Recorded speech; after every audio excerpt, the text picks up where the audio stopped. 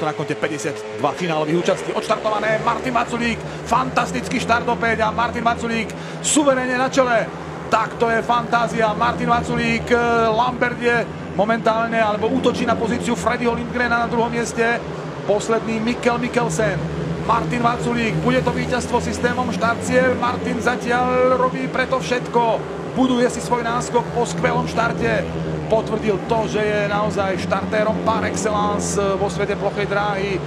Je často považovaný za vôbec najlepšieho jazdca, čo sa týka štartových reakcií a teraz to v tomto finále jasne potvrdil. Dnes je to opäť veľký deň Martina Vaculíka.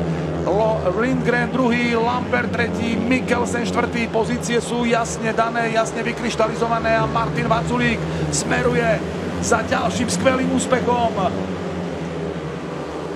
Freddy Lindgren už nemá veľa šancí.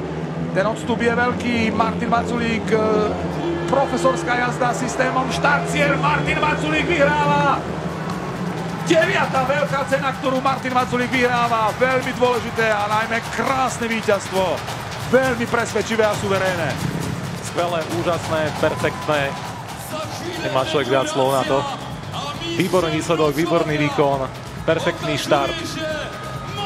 A už neplatí, čo veľká cena, to iný víťaz. Tu je jeho tým, ktorý dnes určite má veľký podiel na víťazstve, pretože